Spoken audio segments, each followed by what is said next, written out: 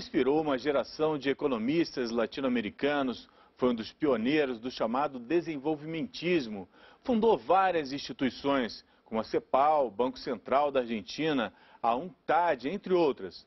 Raúl Prebisch foi amado, temido e odiado. Agora ganha uma biografia elogiada pela revista Economist e lançada no Brasil pela Fundação Celso Furtado. O autor, Edgar Dosman, está aqui para conversar com a gente. Professor Edgar, I have to begin with a challenge. You wrote a 600 pages biography on Raúl Prebisch. I ask you, please, to introduce Prebisch in a few phrases, please. Raúl Prebisch was one of the great economists of the 20th century. He was Argentine, born in 1901, died in 1986, but he is the father of development studies, and as you said, he was a creator of institutions and a Latin American of fundamental importance. Plus, he's come back. He's now more important than ever. Why? Raúl Prebisch believed that there was a break in the system between countries that produced commodities only and those that were industrial countries, and that the commodity-producing countries were at a disadvantage. And they were at a disadvantage because sooner or later those commodities would dry up, the market wouldn't be there, but above all because commodities didn't produce value added, whereas the export of industrial goods had the great advantage of improving technology, education, and therefore helping to produce permanent growth and employment.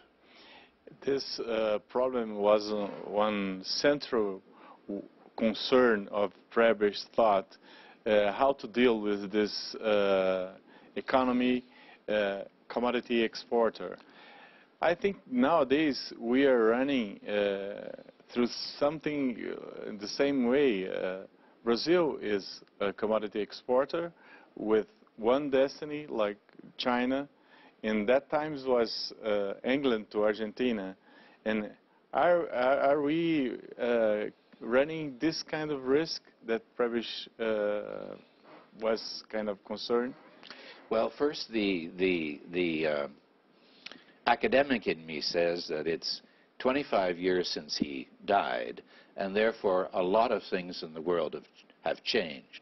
But there's no question that Prebisch would have been very concerned by the way in which, in Brazil, exports of manufactured goods have fallen and the exports of commodities have grown. No doubt about that. He felt that this led to overvalued currencies and therefore deindustrialization. So to that extent, he would have been concerned. But bear in mind that we went through this in the 1970s. The 1970s were also a decade of a commodity boom. And Prebisch, who was alive then, was very worried. And he was right. When the boom ended, Latin America entered into the worst decade, the so-called lost decade of the 1980s, since the Great Depression. And perhaps Argentina is the worst case. Argentina used to be among the richest countries in the world, and nowadays is passing through a lot of difficulties. Yes, Argentina, at the time that Prebisch was growing up, was probably the second wealthiest country in the world, and at a par with Australia or Canada in that group of countries. And it certainly has fallen way back in this regard. But of course, Prebisch, who put so much of his life into Argentina as head of the central bank, and then was forced to leave, it was for him one of the great disappointments of his life that Argentina didn't take the same path as, say, Australia. Yeah, he studied Australia and New Zealand, and he was amazed how the system worked there and didn't work in Argentina. Yeah. Could explain us this difference that Prebisch found that time?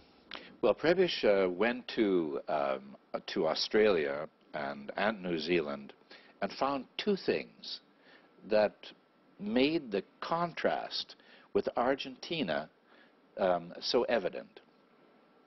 The first was that Australia, unlike Argentina, had a strong state. It was a state that collected taxes. There was an income tax. It had good statistics. It was a strong but lean state.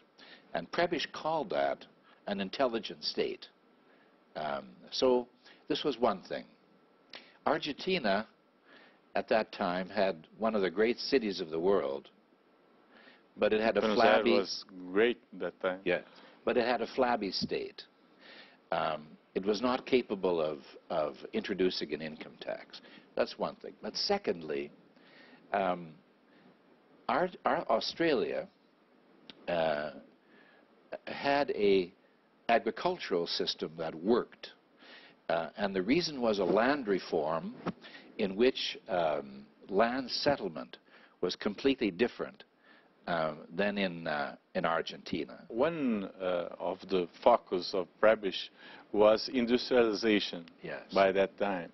Yeah. But things have changed a lot. We are nowadays in a third wave of industrialization, dealing with internet and other kind of technology.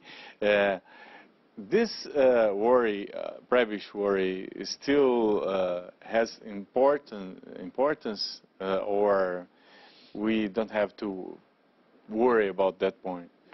Well, I think it's a worrisome issue, and my own country, Canada, is experiencing the same issues of overvalued exchange rates, Dutch disease, as they say, deindustrialization, and so forth. It's true. It's familiar in Brazil. Yes. In Brasilia, when I was recently there last week, even cab drivers, taxi drivers, asked me about the Dutch disease. Yes, it's popular. It's made its way all the way down. The problem is to do something about it. Australia is the same, going through the same thing. Now the question is where this is going to lead. And the reason that Prebisch would be concerned in all cases is that the quality of exports is different. To have industrial exports improves the chance for backward and forward supply chains. Prebisch's views were actually adopted in East Asia.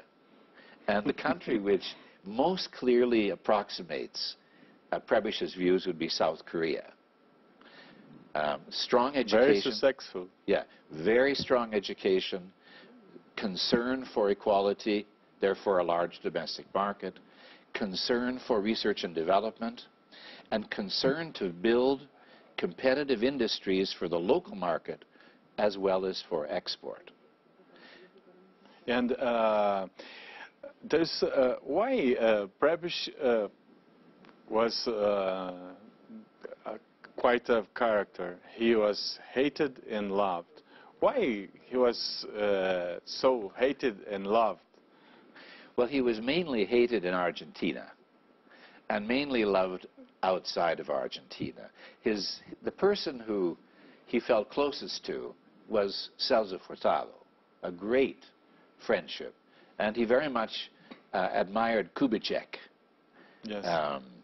And others. Even Vargas, President Vargas, who he met in 1940, did many friends in Brazil. Because of industrialization, that Vargas and Kubitschek brought the industries to Brazil. Yes, he felt that Brazil was serious about development, and that Brazil was constructing things like the BNDES that were permanently valuable and that would really help Brazil through the difficult phases of development. And development is very difficult, and it needs these tools like a national development bank. No, he was loved abroad for being vital for contradicting the United States when necessary, for building the belief in countries that they could develop. He was a great animator and a terrific speaker of charisma. He was a wonderful person. But in Argentina, the situation is entirely different. Nós voltamos agora com a entrevista de Edgar Dosman sobre a biografia de Raúl Prebisch, o economista argentino, que teve uma tremenda briga com Perón. Nós vamos saber como foi essa briga. Professor Dosman, Prebisch had a big dispute with Perón.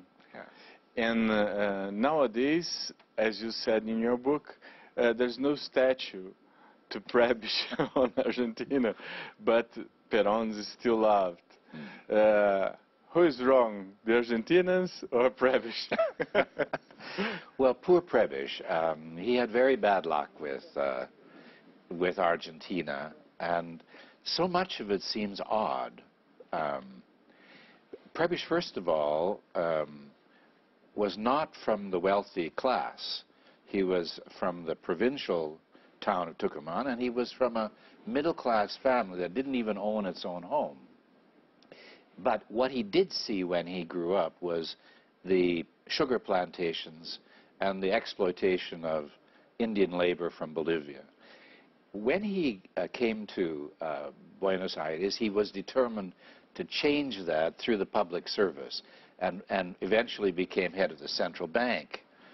The problem for Perón was that in 1930 there was a revolution in Argentina as well as in Brazil. Yes. But the revolution in Argentina gave way to what was called the infamous decade, which different from Brazil that That's right. began the industrialization. That's right. So this period, the infamous decade, or the Década Infame, became associated with Prebisch because he was head of the central bank. And he was very young at that time. He was very young. He was a brilliant guy, and he was also a great administrator. He could do many things. But because of that association, he was called very unjustly as a supporter of the old regime, of the oligarchy. And he was never able to escape that, never. So in 1943, it was a Perón-led attack on Prebisch, and he was sacked, fired from the central bank. Mm-hmm. In 1955, the so-called liberation revolution kicked out Perón. And the general of the day asked Prebisch to come back to help reconstruct the economy. Perón had been a disaster for the economy. And Prebisch very foolishly went back. In 1 year, he became the most hated man in Argentina. And at that time, Argentina was a wealthy country. Yes. And he proposed very tough measures to fiscal, monetary measures, and he was hated by the people, right? That's right. He managed to be hated by every group, the right and the left. And you ask yourself, is that the problem of Prebisch, or is it the problem of Argentina? But the fact is that he was a modernizing, powerful figure who very much disliked what Perón had done for the economy and, frankly, for the political system. So this dislike of Prebisch continues on because Peronism has kept going. And so when he returned to Argentina in 1984, after the military was gone, he was still incapable of getting anything done. There was still the dislike of this man. And for the rest of Latin America, he was seen as a liberator, as even a leftist, someone who promoted industrialization, somebody who was concerned for justice, So these were images that were completely different. It's the danger of to propose a third way to be hated in the left and by the right. Yes. He was a kind of pioneer of the third way. Well, he was the third way. Yeah. I mean, he was the third way. He was never a Marxist, and he wasn't an orthodox economist. No, he was in the middle, always in the middle. And when you have an extreme century, like the 20th century, you get it from both sides. He was wonderfully controversial, and for a writer, you can't do better. Yes, and even with Furtado, who used to be a close friend, he had a horrible dispute. Could you explain us how it happened?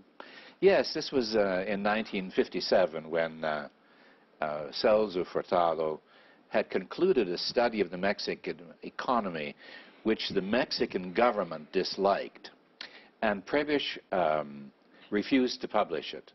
It was a symbolic issue. Prebisch saw Furtado, rightly, as his intellectual equal. They were the two giants of 20th century Latin American economic history. And for Furtado to be rejected, to have that report rejected, was both a shock and a terrible insult. But for Prebisch, who ran that organization and who depended on governments, he was caught again in the middle and reluctantly, I think, turned down Furtado's request to publish this report. And yet, there is another side to it. Prebisch came back from Argentina in this catastrophic year, 1955-56, really defeated. And when Prebisch was hurt personally, he became more conservative. So Furtado, who was known to be on the left of CEPAL, Prebisch, it seems now, Prebisch wanted to make sure that CEPAL had a good relationship with governments. He had to. Yeah. Yeah. And you said in your book that Prebisch was a kind of, he built this conception of Latin America and the third world. Can you explain how it came to build this kind of thought? I'll try in a short time. CEPAL was in Santiago during the time of McCarthy in the United States. Very difficult time. Prebisch protected his group.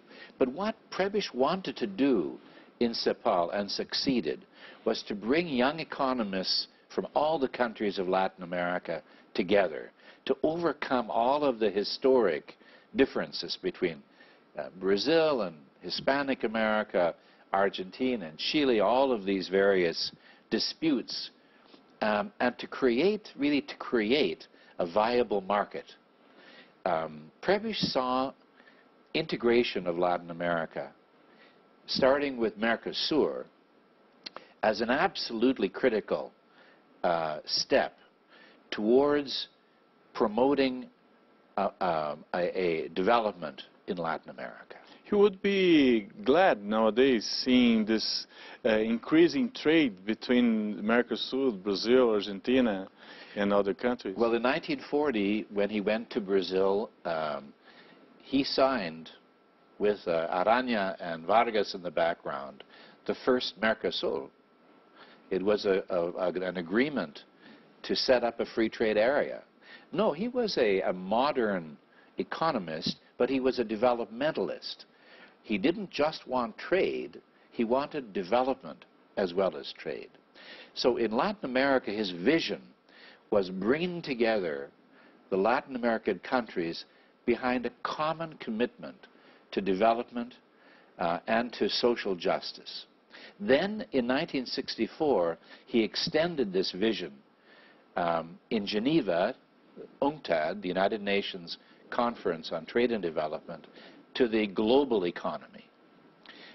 That's sort of the reason. Yeah, but this, his role trying to build UNCTAD, I think it was something in your book that we see, but something exhausting. Yeah. Because we have to deal with so many issues, so many interests, so many countries, and kind of it was a task bigger than his.